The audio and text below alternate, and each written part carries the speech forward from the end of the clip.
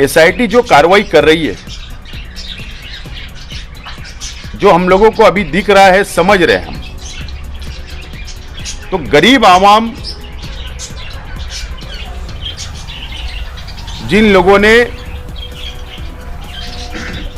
Corporation, तहसील office से जिन लोगों ने जन्म दाखला बनाने के लिए या नाम चेंज करने के लिए या नाम दुरुस्ती करने के लिए इस तरीके की जो एप्लीकेशन किया गया था, जो 2023 से आज तक, उसका डाटा निकालकर एसआईटी कार्रवाई कर रही है और गरीब लोगों पर ज्यादा से ज्यादा कार्रवाई हो रही है, हम लोगों को नजर आ रहा है। लेकिन हमको एसआईटी के ऊपर भरोसा नहीं है। ईमानदाराना तौर पर एसआईटी कार्रवाई नहीं कर रही है, इंक्वायरी नहीं कर रही है, भेदभाव कर रही है एसआईटी, हमको ऐसा नजर आ रहा है। और हम लोगों ने एक लेटर 13/2/2025 को एसआईटी को हमने एक लेटर दिया है, वो लेटर की कॉपी मेरे पास है। जो एसआईटी के चीफ है, नासिक रेंज के आईजी, उनको हमने लेटर एड्रेस किया है। अनिकेत भारती साहब जो सदस्य सचिव है एसआईटी के, उनको एड्रेस किया है। और हमने लेटर उनको देने के बाद एक इनवर्ट कॉपी भी हम लोगों ने ली है। माइनॉरिटी डिफेंस कमेटी ने यह मुतालबा किया है, ये डिमांड की है कि मालेगांव शहर की ज्यादातर आवाम गरीब है, कम पढ़ी लिखी है और आम तौर पर वो एजेंट के जरिए अपना सर्टिफिकेट हो, जन्म दाखला हो, एलसी हो, राशन कार्ड हो, आधार कार्ड हो, पैन कार्ड हो, ये सब एजेंट के मार्फत बनाती है।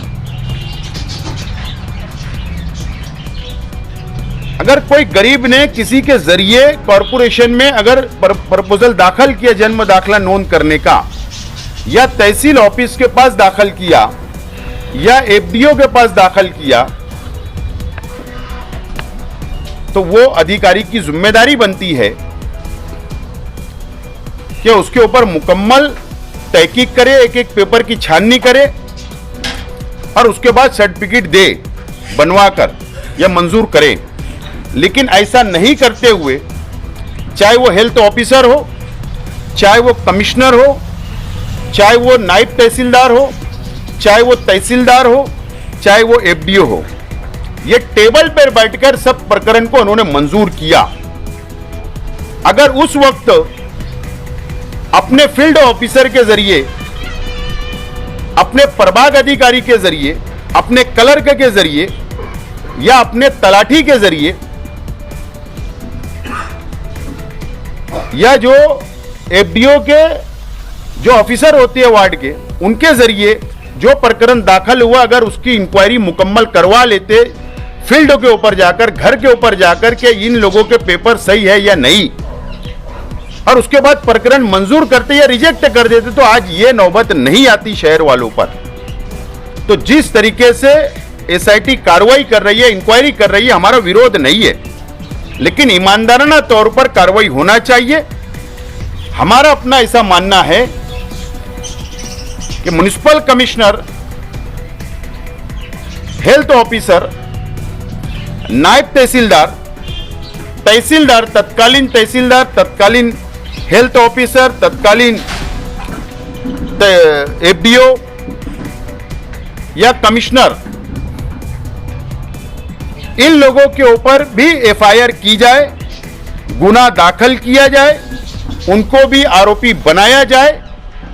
जब हम मानेंगे कि एसआईटी ईमानदाराना तौर पर कार्रवाई कर रही है, ऐसी डिमांड हम लोगों ने एसआईटी को लेखी में, राइटिंग में माइनॉरिटी डिफेंस कमेटी के जिम्मेदारान ने हम लोगों ने दी है। वो कॉपी हम आप लोगों को देंगे जब हम मानेंगे कि एसआईटी ईमानदाराना तौर पर कार्रवाई कर रही है और इंक्वायरी कर रही है। इसके अंदर राजकीय प्रेशर है। किरीट सुमैया बीजेपी का एक लीडर है। या जो हिंदुत्ववादी तंजीमें जो है वो जिस तरीके से इसके अंदर इंटरफेयर कर रही है या एटीएस को इंक्वायरी देने की बात कर रही है, ये बीजेपी के सब ये लीडरान है, वर्कर है, कार्यकर्ता है। और बीजेपी ये चाहती है कि हिंदू और मुसलमानों को अलग कर कर लड़ाकर सियासत की जाए, राजनीति की जाए। इस तरीके का काम एसआईटी के जरिए बीजेपी और उनके लीडरान करना चाह रहे हैं, ऐसा हमारा इल्जाम है। दूसरी बात, हम लोग मुंबई गए थे और मुंबई के अंदर अजीत दादा पवार साहब से हमारी मुलाकात हुई है। हमने उनको मेमोरेंडम दिया है। जो आज 4 साल 5 साल के बच्चे हो गए, जिनके पास जन्म दाखला नहीं है, जिनकी घर पर पैदाइश हुई है, उस ताल्लुक से मेमोरेंडम दिया। उन्होंने कहा है कि मैं तफसील इसको पढ़ने के बाद जरूर आप लोगों की मदद करूंगा, ऐसा यकीन उन्होंने दिलाया है। और मंत्रालय लेवल के ऊपर एजुकेशन मिनिस्टर, एजुकेशन सेक्रेटरी, महसूल मिनिस्टर, महसूल सेक्रेटरी, चीफ सेक्रेटरी, मुख्यमंत्री, इन तमाम ही लोगों को हम लोगों ने लेटर दिया है और इन्वर्ट लिया है। और अभी हम लोग आगे कानूनी लड़ाई की तरफ जा रहे हैं। वो डिटेल बात मुस्तकिम डिग्निटी बताएंगे।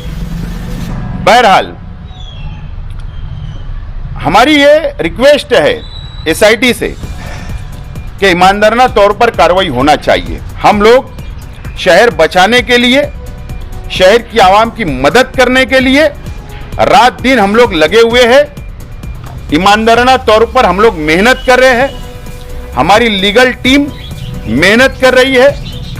और ये लड़ाई अब जहां भी जाकर खत्म होगी, हम वहां तक ये लड़ाई को लड़ने के लिए पूरी तरीके से हम लोग तैयार हैं।